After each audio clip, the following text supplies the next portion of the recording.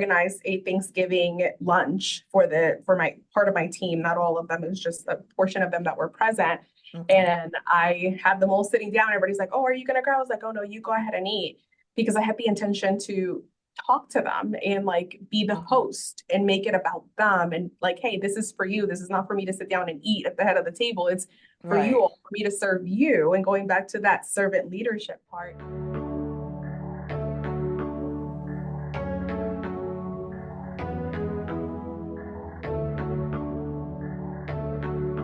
Hi, guys. Welcome back to RTs Share Tea, where respiratory therapists live out loud. With me, your host, Linda Fry, the Asthma Lady. Yes. Welcome, everyone. Welcome to anyone new. And if you ever wondered on how to take control of your career and how to change challenges into stepping stones, this is the episode for you because we have another amazing guest co-host, Meliza Walsh. Yes. And she is going to be sharing the tea on emerging as a leader. Yes. All right, Melissa. So before I give you the floor, I'm going to read Melissa's bio and read her accolades, and we are just going to get right to it. Okay. So Meliza Walsh is a respiratory therapist, healthcare leader with over 10 years of neonatal and pediatric experience. She is a mother to three wonderful children and a wife to another amazing respiratory therapist. Born in El Salvador, raised in New York, hey, and spent most of her RT career serving at Children's Hospital, Colorado. She is currently the Assistant Director of the Respiratory Care Department, PFT Lab, Sleep Lab, EEG Lab at Texas Children's Hospital West Campus. Melissa is passionate about patient safety initiatives, quality improvement, and professional development. Melissa most recently graduated from the AARC Emerging Leaders Program, is the co-chair for the National Respiratory Therapy Residency Collaborative, and is an MBRC social media ambassador. Melissa, you busy, but we are so happy to have you. Awesome. Welcome. Well, Yes, thank you yes, for yes, having yes. me, Linda. It's an honor. I love being here with you, especially after sharing a couple of seconds with you at AARC Right? Congress. That was Oh, awesome. yes. Oh, yes. We love the drive-bys. Trust me. The drive-by guest co-host. But we are so happy to have you. And I just love watching you on social media because you always give me um professional, but it feels fun at the same Oh, time. And you remind me of me. So that's oh, why I'm you're like, welcome. yeah, I gotta get you on the show. So yes, very, very happy to have you. So okay, so I with every guest co-host, I ask them what drew them into the RT profession. Like what gave you the motivation or the inspiration to do this type of work? Honestly, I think it was meant to be. I was Okay. actually on a track for nursing school, which I know is something we hear a lot from a lot of RTs. Yes. And then life just kind of pivoted, and I ended up moving to Colorado, and I had all these credits for just nursing school, Nursing. and kind of like looked up, well, what can I do with them? Because nursing school, it's a financial investment, and that's the thing is, it's like, it's a great career path to take, but from the get-go, super, super financially taxing. And at the time, it's just I wasn't there, and I looked up what I could do with it and found Pickens Technical College. That's actually where I Uh-huh. graduated from, and they had a wonderful program. They had a bridge program with the community college. And the Okay. reason I say it's fate is because I actually ended up applying like the week that they were closing applications, and it was Oh, gonna like just be done. So I remember okay. meeting with them, putting the application, doing my interview, doing everything that same week. And it worked out, and it was so awesome. And I think back on it, and I'm just so grateful that it worked out that way. It's been pretty Right. amazing, just choice that was done really quickly. Right. I feel these are the stories that I'm hearing often as get guest co-hosts because same thing. I was a pharmacy student and same thing. I was kind of like I needed to pivot because my math grades were terrible. And I was like, well, but I was good at the science. I was like, well, what am I gonna do with all these science credits? Yes. And respiratory was kind of like I passed the door that had the poster. And I was Mhm. like, oh, this look good. So I also feel like fate. Like Yeah. it just came on that time. So it is a repeating story. But for you, when did you feel like validated? Like, okay, you know what? This is it. Like I made the right choice. It actually was, I've had the honor to just work in different teams and do different things as respiratory Okay. therapist that I didn't think you could do because everybody immediately thinks bedside or leadership. Mm-hmm. Nobody really thinks like, hey, you can go into education, you can go into leadership, you can go into research. Mm-hmm. And in Colorado, they have what's called the respiratory chronic care specialist, and we got to Okay. work with chronically ventilated children. Some organizations call it technology dependent children. Okay. And I met this gentleman, his name is Monty, and he had been working with the neuromuscular population for over 40 years. Wow. And I had a SMA patient, and the patient ended up passing, and I didn't know a whole lot about SMA coming out of school. And Okay. got very intrigued and started asking him questions, spent a lot of time with him. And then he announced he was retiring, and he's like, "Hey, you should apply for my position." I was like, "Ooh, walking in Right. after somebody that's been in this role for over For 40 40 years." years. I Like, know. those are some big shoes. And Right. then I remember I had a neuromuscular patient and I was with him when we were training. And someone said to me, those are big shoes to fill. And I was like, well, that's good to know, but I don't wear Merrills. I wear heels, so I Right. don't have to fill his Okay. shoes. I So like then that I answer. think that that was like such a validating point, and knowing that I was going to make my own mark working with that patient Mm-hmm. population. And he really made it very clear like, hey, I don't want you to be me. I want you to be you. If You. I wanted me to stay in the role, I wouldn't retire. And he like told me in that moment, he's like, when I met you and your passion and your drive for learning and providing safe quality care for this patient population, I knew it was time. And man, that was so rewarding to hear that. And it just, again, Amazing. it's one of those things where when you do the things that you do with passion and genuinely, Mm-hmm. people see that, and then Yes. opportunities that you never consider start opening up for you, which has been, I think, my story for so long in respiratory. But I think that if I had to pinpoint a time where I was like, this is it, like this is so validating, this is so awesome, it was when I started working with the chronic care team. Nice. Okay.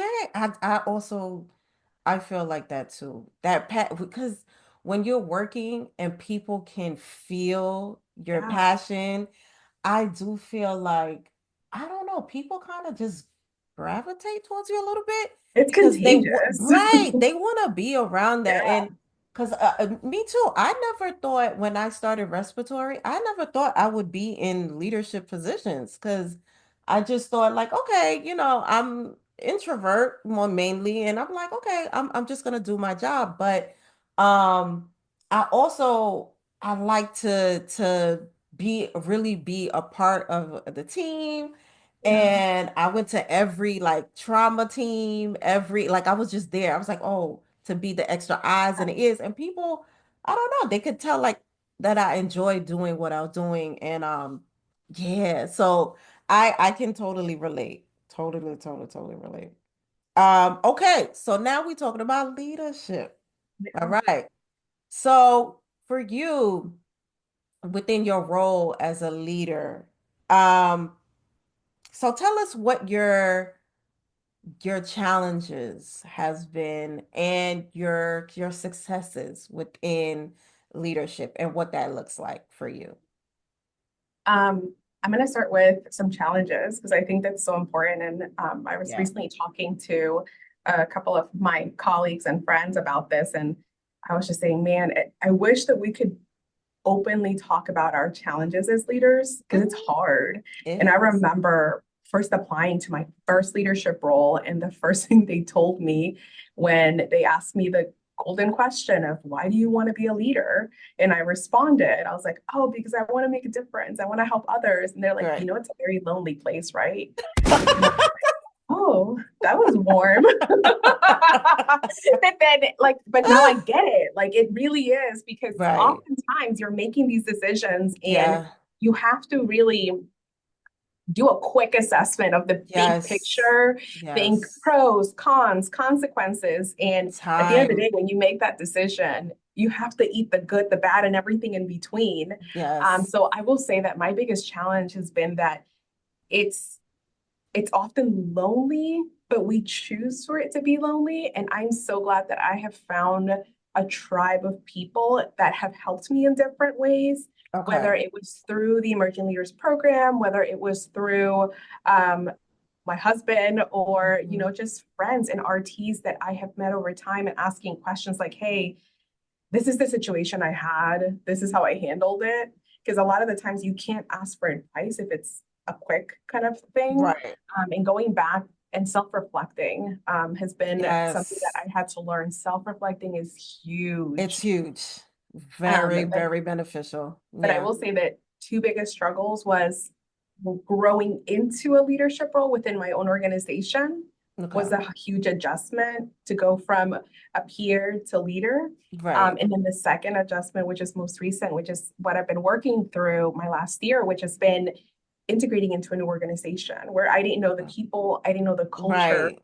And one of my biggest wins was I remember meeting with Katie Burr and I was sharing with her some of my struggles.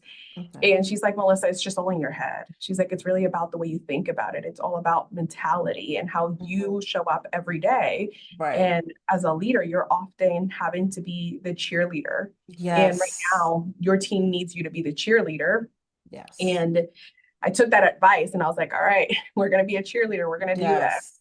And we organized a Thanksgiving lunch for my part of my team. Not all of them, it was just a portion of them that were present.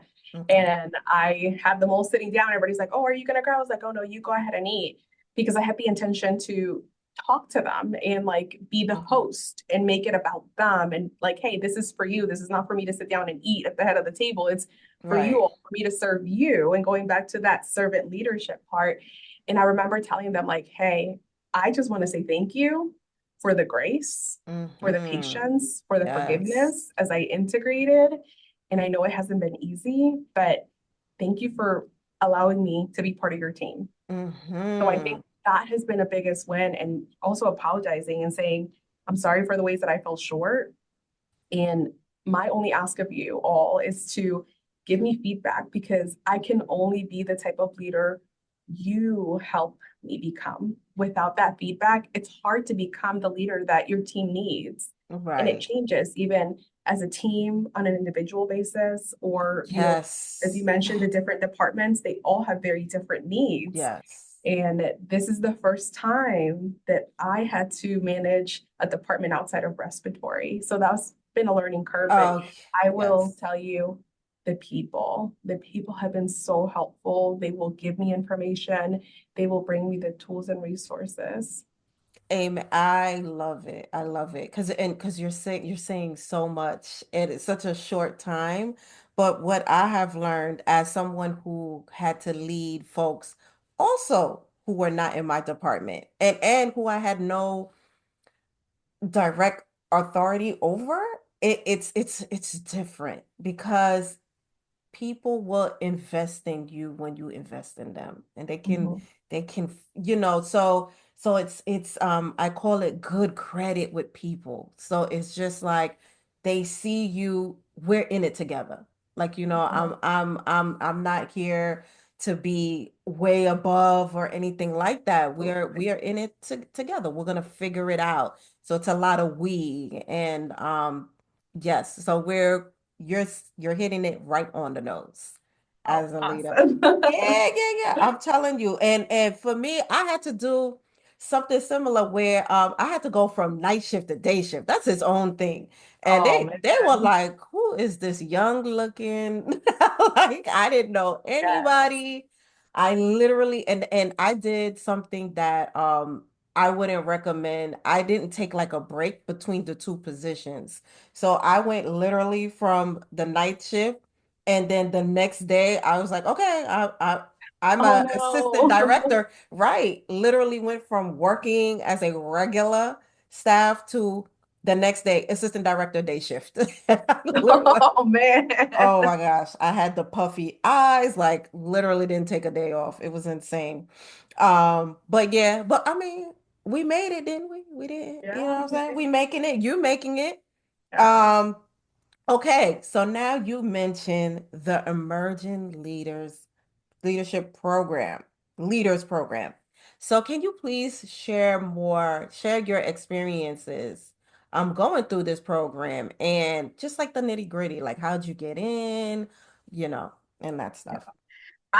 Well, they have an application process, which I think makes it really great. And you do need some reference letters, which I think helped a lot. And going back to that tribe that has helped support me and helping me achieve my goals and my dreams, I think that played a pivotal point in it. Is I had some really wonderful reference letters that I was able to submit with my application. But Nice.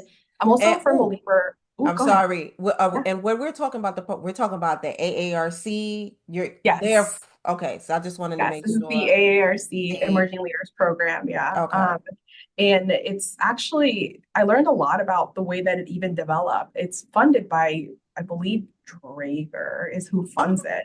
cool. And Ed Coombs is like such an awesome, very, very humble leader. Okay.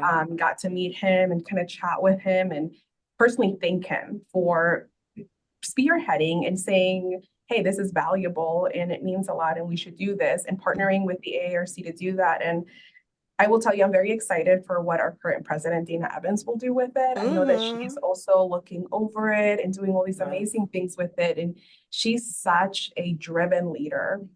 I So I'm really really like excited Dana. to, yes, I know. So I'm Yeah. really excited to see what the next group does.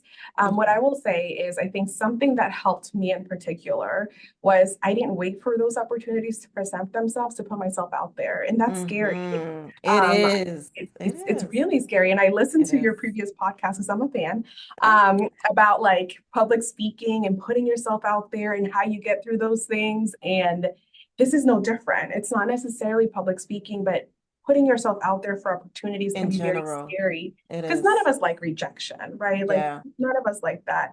Yep. But I really wrote, when I wrote my letter of intent, I really wrote about why I wanted to do it and what I had already done to help myself become a leader and invest in myself. And I think that that's Mm-hmm. all the AARC wants. You know, they're there as the body to help us become the best top-notch clinicians, and Mm-hmm. they're giving us the resources. So I think that they're looking for those people that are really just, they're the go-getters, the ones that want to do it, and just Yes. be fearless about it. Say what you want to do. And I feel so blessed that, Yes. I was chosen as part of the group. They had a great group.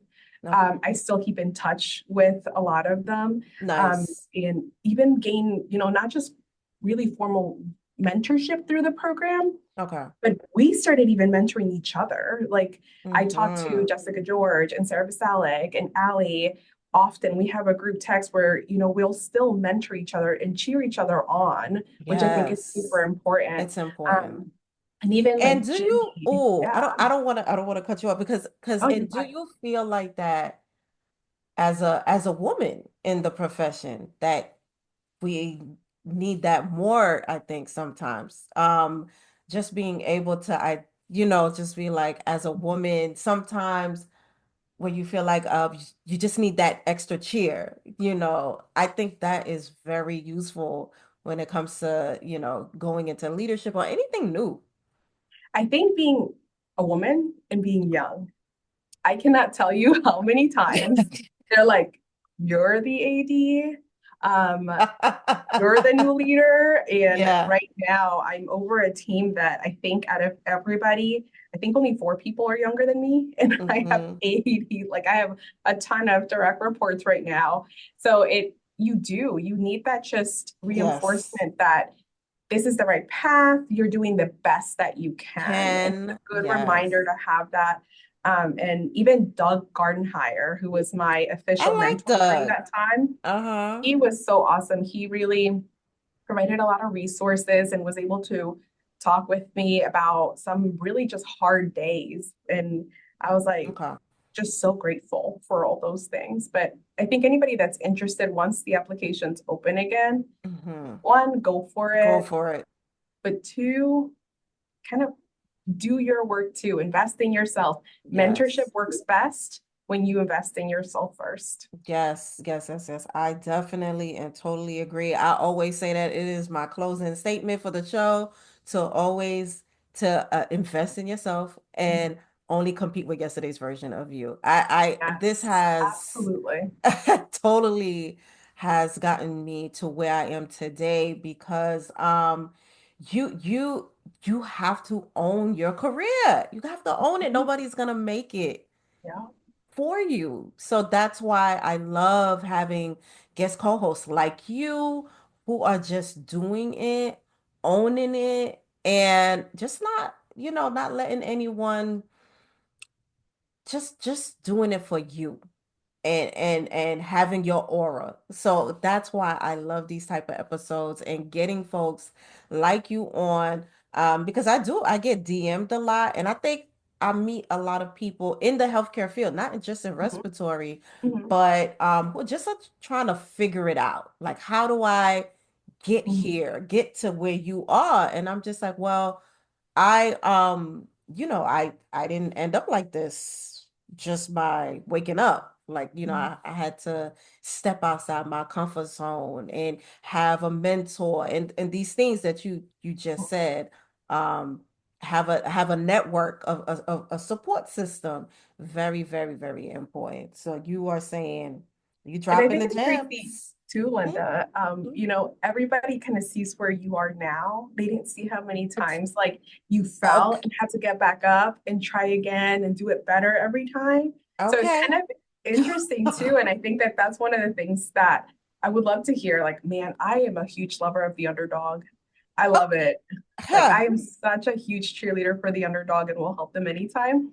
But I would imagine that even getting to where you're at, I remember seeing you at the award ceremony at ARC What? Congress. And, And and I I was couldn't like, figure out how to get off the stage. I was like, oh, well, no, I'm like so nervous. even I remember seeing you there and I was like, man, is she deserving of this recognition? Oh my And gosh. but in the back Thank of my you. head, I was also thinking, gosh, she worked so hard to also get that recognition. Like, talk about someone that has really, Oh I don't know if you remember God. when Joel Brown did like breaking the glass ceiling Yes, presentation. yes, yes, yes. That's And what I I love thought him when too. yeah, like Yeah. that's what I thought when I saw you sitting there. I was like, girl, you're just breaking glass ceilings. Oh my And gosh. I was very overwhelmed by like emotion when I saw you there. I was like, oh, this is so great. But back to like your point about as a female, you kind of need that. Like you need Yes. cheerleaders that cheer Gotta you have on it. and love your ending quote where you say, like, your only competition is It's the the past yesterday's version of you. version. Yeah, I'm telling you, you will yeah, drive yourself absolutely nuts. yeah, It's like definitely. yes, I totally and I have I read a lot of self-help books and I think as women um we do have to support each other because and Yeah. that's why I always try to be make myself available to anyone that like not they feel like stuck or anything like this. I'm like, listen, we've been there, but you like you said, you got to put in the work or whatever, but that's surrounding. Yeah. And so yeah, so I love it. I really do love sisterhood in Yes. our profession and the healthcare field in general. So yeah, great vibe. So all right, so what does Melissa do for fun? Like you got the kids, I know you like me out here, the kid in the background, trying to have this meeting and the baby's making noise. I can't. But what do you do for fun? Like, you have a day off. What it look like? No kids. So I do kind of a lot of interesting things. My husband accuses me of having I can do it better syndrome. Oh, I oh. will often like see things. I'm like, oh, I can do that. I can do that. And he's like, no, you can't. I was like, watch me. But I do like to try different things.